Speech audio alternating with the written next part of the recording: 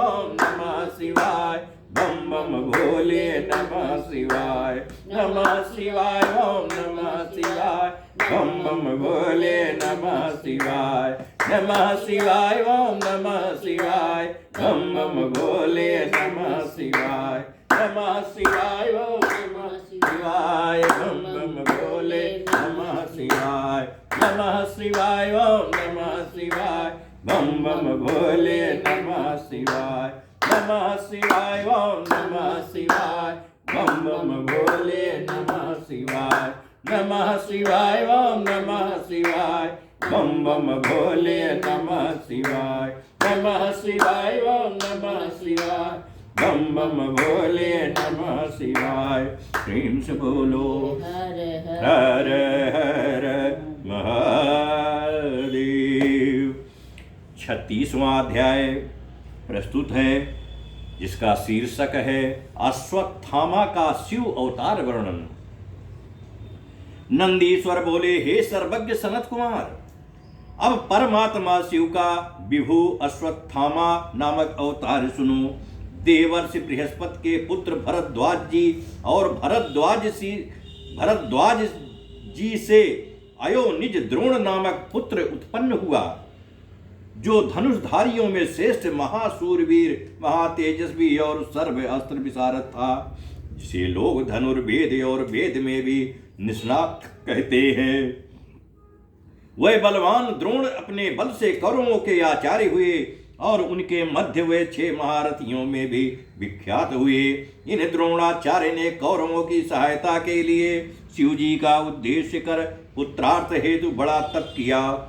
भगवान शंकर प्रसन्न हो द्रोणाचार्य के आगे आए और उन्हें देख द्रोणाचार्य बड़ा प्रसन्न हुआ। फिर हाथ जोड़ नमस्कार कर प्रार्थना करने लगा। उसकी स्तुति और तप से प्रसन्न हो भक्त वत्सल भगवान शिव ने संतुष्ट हो वरम ब्रूहि कहा। इस पर अत्यंत नम्रता से द्रोणाचार्य ने कहा, हे नाथ, अपने अंश से पैदा होने वाला सबसे अजेय और महाबली पुत्र मुझको दीजिए। और शिव जी तथास्तु कहकर अंतर ध्यान हो गए। द्रोणाचार्य ने घर आकर प्रेम पूर्वक सब वृत्तांत अपनी पत्नी से कह सुनाया। फिर तो समय पाकर सबको संहार करने वाले शिव के अंश से द्रोण को एक बलवान पुत्र प्राप्त हुआ। उस पुत्र का नाम अश्वत्थामा विख्यात हुआ। वही महाबली अश्वत्थामा महाभारत के रण में पिता की आज्ञा से कौरवों का सहायक हुआ। फिर तो उसी महावीर विद्वान अश्वत्थामा का बल पाकर कौरव इतने अजेय हो गए कि संपूर्ण पांडव उन्हें कौरवों को जीतने में समर्थ ना हुए और नष्ट प्रज्ञ हो गए। तब कृष्ण का उपदेश पाकर अर्जुन ने दारुण तप कर सब अस्त्रों को प्राप्त किया और उन्हें समर में जीता। शिव जी के अंश से उत्पन्न होने के कारण ही अश्वत्थामा इतना वीर हुआ कि उसने यत्न पूर्वक रक्षित पांडवों के पुत्रों को मार डाला और कृष्णादि भी उसके बल को रोक ना सके। परंतु जब पुत्र शोक से व्याकुल अर्जुन रथ पर चढ़कर कृष्ण जी के साथ चला तो उसे आता देख अश्वत्थामा भाग चला और अर्जुन पर अपना बस ब्रह्मसर नामक अस्त्र छोड़ उसे मारा, जिसके प्रचंड तेज से दिशाएं व्याप्त हो गई। प्राणों पर आपत्ति देख उसने श्री कृष्ण से उसके निवारण का उपाय पूछा तो श्री कृष्ण ने कहा, अश्वत्थामा, यह महादारुण अस्त्र है, जिसके समान घातक इस संसार में कुछ नहीं है। अब इसका यही एक उपाय है कि तुम अपने प्रभु शंकर का शीघ्र ही स्मरण करो, जिन्होंने कार्य करने वाला तुम्हें भी अपना बड़ा अस्त्र दिया है। उसी शिव अस्त्र से इस तीव्र अस्त्र के तेज को नाश करो। ऐसा कहकर श्री कृष्ण जी सहित अर्जुन शंकर का ध्यान करने लगे। अर्जुन ने भी शिव जी का स्मरण कर जल का स्पर्श कर प्रणाम करके अपना शैवास्त्र छोड़ा। यद्यपि ब्रह्मसर अस्त्र निष्फल क्रिया वाला न था, तथापि शैवास्त्र के तेज से शांत हो गया। तब अश्वत्थामा ने इस संसार को पांडवों से सर्वथा रहित कर देने के अभिप्राय से उस अस्त्र को उत्तरा के गर्भ गत बालक पर उसका नाश होने के लिए चला दिया। श्री कृष्ण जी समझ गए उन्होंने अपना सुदर्शन चक्र भेज उत्तरा के गर्भ की रक्षा की। शिव जी की आज्ञा से गर्भ को कुछ आघात नहीं पहुंचा। सयुराज श्री कृष्ण ने सब पांडवों को ब्राह्मण श्रेष्ठ अश्वत्थामा के चरणों में गिरवाया। अश्वत्थामा प्रसन्न हो कृष्ण सहित पांडवों को अनेक वर देने लगा। इस प्रकार महेश्वर प्रभु ने द्रोणी रूप से पृथ्वी पर अवतार लेकर ये परम लीला की संपूर्ण सिद्धिदायक शिव जी की अश्वत्थामा नामक अवतार तुमसे कहा। जो मनुष्य भक्ति पूर्वक सावधान हो इसे सुनेगा अथवा कीर्तन करेगा उसके सभी मनोरथ पूर्ण होंगे और अंत में वो शिवपुर को जाएगा। इति श्री शिव महापुराण तृतीय शतरुद्र संहिता का 36वां अध्याय समाप्त हुआ। प्रेम से बोलो हर हर महादेव। नमः शिवाय बाबा नमः शिवाय, नमः शिवाय भोले नमः शिवाय, नमः शिवाय ओम नमः शिवाय बम बम भोले नमः शिवाय, नमः शिवाय ओम नमः शिवाय बम बम भोले नमः शिवाय, नमः शिवाय ओम नमः शिवाय बम बम भोले नमः शिवाय, नमः शिवाय ओम नमः शिवाय बम बम भोले नमः शिवाय, नमः शिवाय ओम नमः शिवाय बम बम भोले नमः शिवाय, नमः शिवाय ओम नमः शिवाय बम बम भोले नमः शिवाय, नमः शिवाय ओम नमः शिवाय बम बम भोले नमः शिवाय, नमः शिवाय ओम नमः शिवाय बम बम भोले नमः शिवाय। प्रेम से बोलो हर हर महादेव। 37वां अध्याय। दोस्तों बड़ा ये भी दिव्य प्रसंग है। पांडवों को शिव पूजन के लिए व्यास जी का उपदेश है। नंदीश्वर बोले, अब शिव जी के उस किरात नामक अवतार को सुनो जिन्होंने सूकर को मार अर्जुन को वर दिया। जब श्रेष्ठ पांडवों को दुर्योधन ने जुए में हरा दिया तो वह अपनी साध्वी द्रौपदी को साथ ले दैत्य वन में जाकर सूर्य से प्राप्त स्थली पर अपना जीवन सुखपूर्वक व्यतीत करने लगे। तब दुर्योधन ने पांडवों को कष्ट देने के अभिप्राय से ऋषि पुंगव दुर्वासा को उनके स्थान पर भेज एक और ही कपट करवा दिया, जिसमें हजारों विद्यार्थियों को साथ ले दुर्वासा ने जाकर इच्छानुसार भोजन मांगा। पांडवों ने स्वीकार कर उन तपस्वियों को स्नान के लिए भेजा। पश्चात अन्न के अभाव से दुखी पांडव प्राण विसर्जन करने लगे। तब द्रौपदी ने जो श्री कृष्ण का स्मरण किया तो श्री कृष्ण तत्क्षण वहां उपस्थित हो गए और स्वयं शाक को खाकर उन सबको तृप्त कर दिया। दुर्वासा अपने शिष्यों को तृप्त हुआ ध्यान चले गए। श्री कृष्ण जी की कृपा से पांडवों का यह संकट टल गया। श्री कृष्ण जी पांडवों को शिव आराधन बता द्वारिका चले गए। पश्चात पांडवों ने दुर्योधन के गुणों की परीक्षा करने के लिए उनके पास एक भील को भेजा। वो दुर्योधन के पास जा उसके गुणोदय को जान पांडवों के पास आया। उसने दुर्योधन का गुण सुन पांडव बड़े दुखी हुए। युद्ध का विचार किया परंतु उपयुक्त समय न जानकर मौन रहे। पश्चात जटा जूट विभूषित रुद्राक्षधारी भस्म लगाए व्यास जी नमः शिवाय पंचाक्षरी मंत्र जपते उनके समक्ष आए। पांडवों ने देखा तो व्यास जी शिव के प्रेम में मगन, पुंज साक्षात दूसरे धर्म के समान ही शरीर धारण किए थे। ऐसे व्यास जी को देख पांडवों ने खड़े हो उनकी अभ्यर्थना की और कुशासन पर बैठा विविध प्रकार से उनका पूजन किया। स्तुति कर अपने को धन्य करते हुए बड़ा हर्ष प्रकट किया तथा पांडवों ने व्यास जी से निवेदन कर उनसे ऐसे उपदेश की याचना की जिससे उनका कष्ट शीघ्र ही दूर हो जाए। उन महामुनि व्यास जी ने प्रसन्न होकर कहा, हे पांडवों, तुम कष्ट के योग्य नहीं हो क्योंकि तुमने सत्य का लोप नहीं किया है, अतः तुम धन्य और कृतकृत्य हो। सत्पुरुषों का ये स्वभाव ही कि वो प्राणों के चले जाने पर भी सद्धर्म को नहीं त्यागते।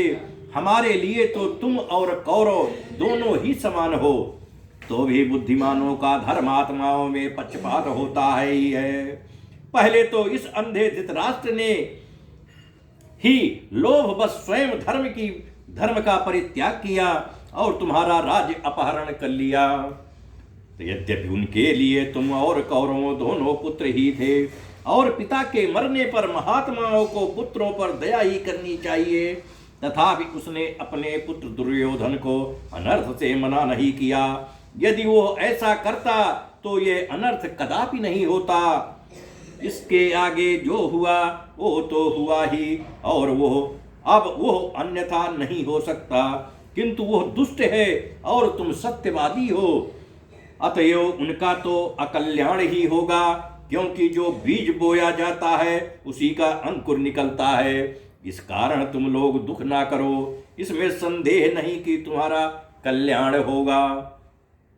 इस प्रकार जब व्यास जी ने युधिष्ठिर आदि पांडवों को प्रसन्न किया तो पांडवों ने कहा, हे नाथ, यह तो आपने सत्य ही कहा है, क्योंकि वे दुरात्मा तो हमको यहाँ वन में भी निरंतर कष्ट पहुंचाया करते हैं। फिर भी हे विभो, मेरे अशुभ को नष्ट करो और शुभ दान दो। पहले श्री कृष्ण ने भी यही कहा था कि तुम लोगों को शंकर जी की आराधना करनी चाहिए, जिसमें हमने प्रमाद किया। अतएव अब आप हमें उस मार्ग का उपदेश दीजिए। पांडवों के इन वचनों को सुनकर व्यास जी बहुत प्रसन्न हुए और उन्होंने शिव जी के चरण कमलों का स्मरण कर कहा, हे धर्म बुद्धि पांडव, श्री कृष्ण का कहना सत्य था। मैं स्वयं भी शिव जी का आराधक हूँ। तुम लोग बड़े प्रेम से शिव जी का सेवन करो, इससे तुमको अतुल सुख की प्राप्ति होगी।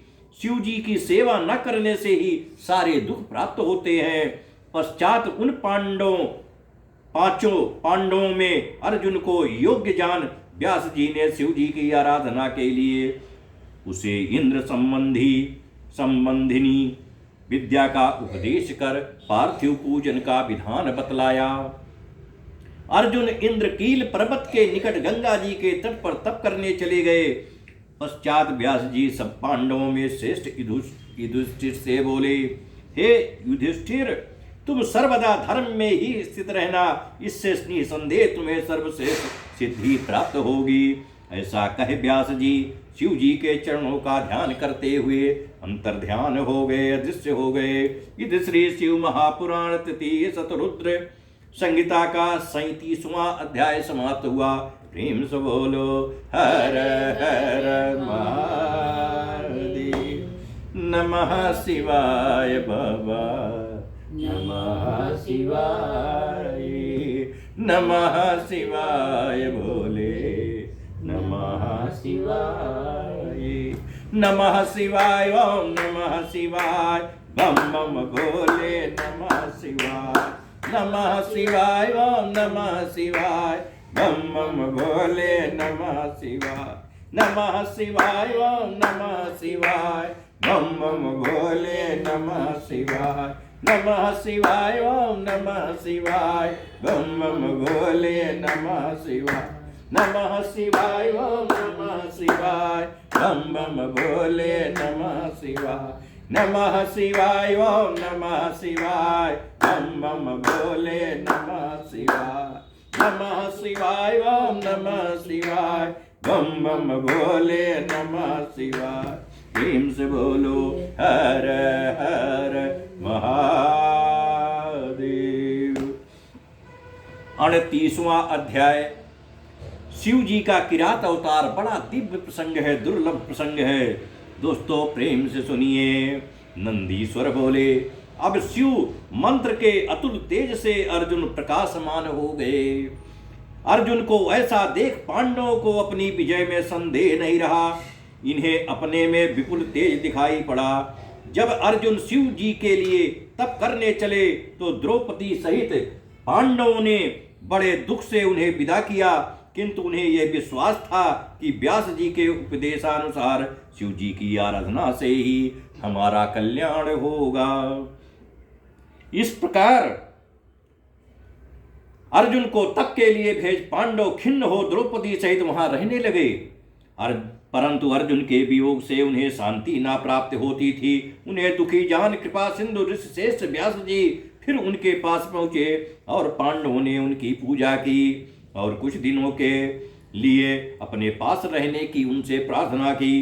व्यास जी पांडवों के सुख के लिए वहां कुछ समय तक ठहर गए और उन्हें उपदेश की कथाओं से संतुष्ट करते रहे।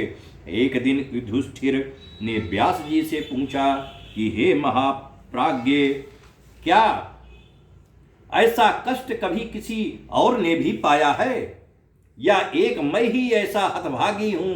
मैं तो समझता हूं कि इस प्रकार का इस संसार में मेरे जैसा दुख किसी ने नहीं पाया होगा। यह सुनकर व्यास जी ने कहा, नहीं, औरों ने भी एक से एक कठिन दुख पाए हैं। निषद देश का स्वामी नल तो आपसे भी अधिक दुख पा चुका है। राजा हरिश्चंद्र ने भी बड़ा दुख पाया है। रामचंद्र जी को भी इसी प्रकार का दुख प्राप्त हुआ। वे तो दुखों की राशि ही थे। ऐसा कौन है जो शरीर पाकर मनुष्य रूपी दुखी न हुआ हो? पहले माता के गर्भ में जन्म ही दुख का कारण है।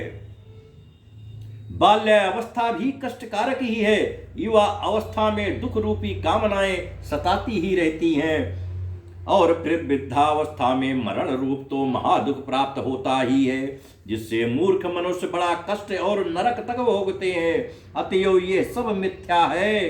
तुम सत्य का आचरण करो, शिव जी सत्य से ही प्रसन्न होंगे। अतः मनुष्य को वही करना चाहिए। इधर तो यह अवस्था थी, उधर अर्जुन मार्ग के अनेक कष्टों को पार करते हुए इंद्रकील पर्वत पर गंगा जी के तट पर पहुंचे। फिर जैसा व्यास जी ने उपदेश दिया था उसके अनुसार उन्होंने अपने वेश आदि बनाए और इंद्रियों को बस में कर पार्थिव बना शिव जी का ध्यान करने लगे। वे तीनों काल स्नान कर विविध प्रकार से शिवोपासन करते। उस उपासना से अर्जुन के सिर से तेज निकलने लगा, जिसे देखकर जीवों को भय होने लगा कि यह तेज कब शांत होगा। ये कहने के लिए लोग इंद्र के पास गए। अर्जुन के कठिन तप का वृतांत कहा। सचीपति वृद्ध ब्राह्मण ब्रह्मचारी का भेष बना अर्जुन की परीक्षा करने चले। उन्हें अपनी ओर आते देख अर्जुन ने उनकी पूजा की और पूछा कि इस समय आप कहां से आ रहे हो? ब्राह्मण वेशी इंद्र ने ओह ना कहे अर्जुन से यह कहा कि तुम इतनी थोड़ी अवस्था में तप क्यों कर रहे हो? यह तुम्हारा तप सर्वदा मुक्त के लिए है या जय के लिए है? अर्जुन ने अपना सब मंतव्य कहा।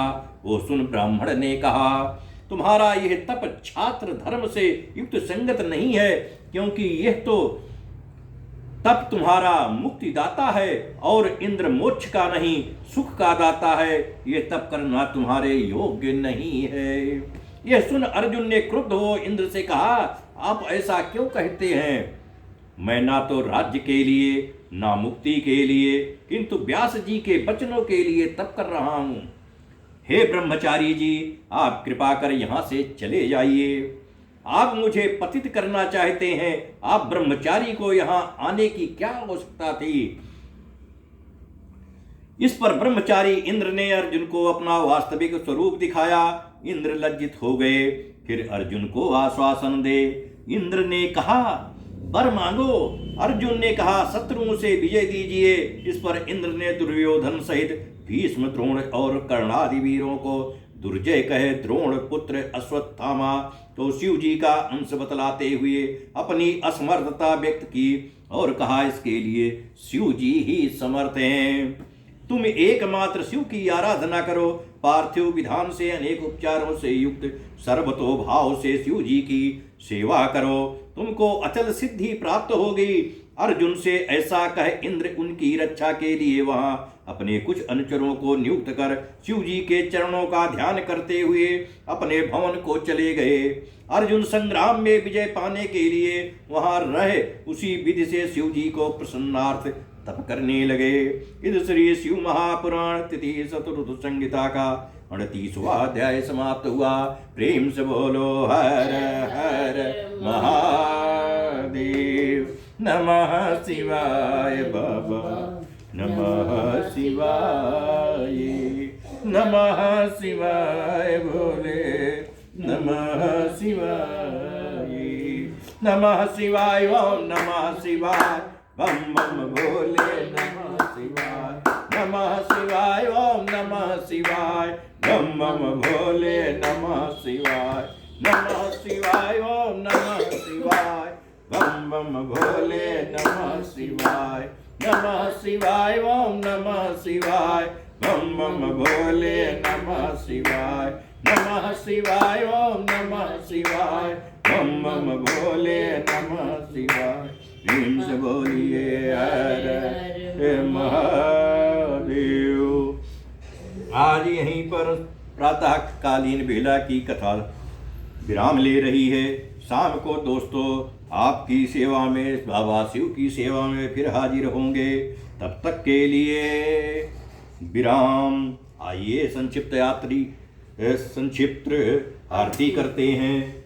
ओम हरि ओम। जय हो कर्पूर गौरम करुणावतारम संसार सारम भुजगेन्द्रहारम सदा वसंतं हृदयारविन्दे भवं भवानी सहितं नमामि।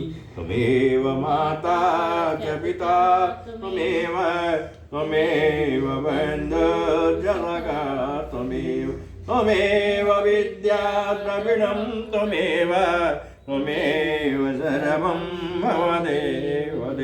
ओम आवाहनं न जानामि विसर्जनं पूजां चैव न जानामि। क्षमस्व परमेश्वर मन्त्रहीनं ज्ञाहीनं भक्तिहीनं सुरेश्वरा निभूषितं मया देव प्रसीद परमेश्वरा। ओम शांति शांति हरि ओम शांति। बाबा बाबा सब कहे माई कहे न कोई, बाबा के दरबार में माई कहे सोई। जय जगत जननी वाली सदाई जय हो।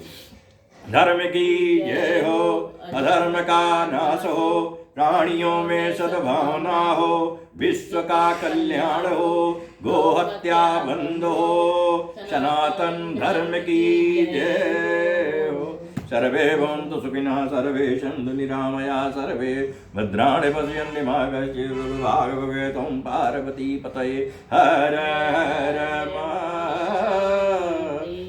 त्राहि मां त्राहि मां त्राहि मां। जो गलती भई हो पूजन में क्षमा कर दीजिए। अजान अबोध अनाथ बालक दया कर दीजिए। श्री शिव शरणम श्री शिव शरणम श्री शिव शरणम श्री हरि शरणम श्री हरि शरणम श्री हरि शरणम श्री हरि शरणम। ओम गोविंदाय नमः, ओम मृत्युंजय नमः, ओम रामाय नमः, ओम अघोराय नमः, ओम इंद्राय नमो नमः।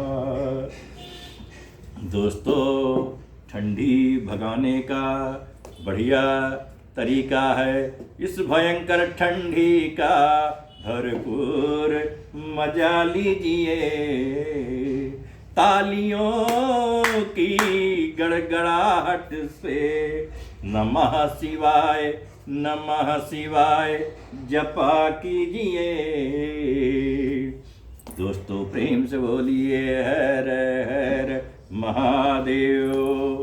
आज की कथा आपको कैसी लगी? कृपया लाइक कमेंट अवश्य करें, सब्सक्राइब करें।